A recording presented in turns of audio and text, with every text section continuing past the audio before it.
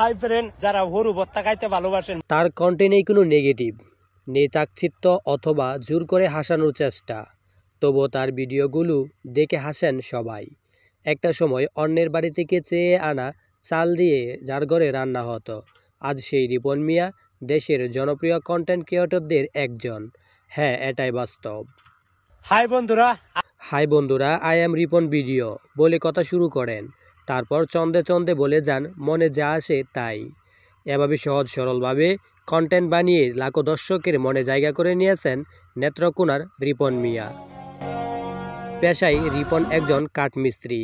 অন্যের বাড়ি বানানো তার কাজ হলেও রিপনের নিজের বাড়িটি এখনও সনের তৈরি।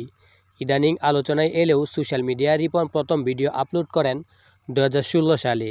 মাঝে কিছুদিন বিরতি দিয়ে 2019 সালে ফিরে নিজের নামে পেজ খুলে আবারও ভিডিও আপলোড শুরু করেন তিনি। ধীরে ধীরে তার ফলোয়ার বাড়তে থাকে, সেই সাথে বাড়তে থাকে জনপ্রিয়তাও।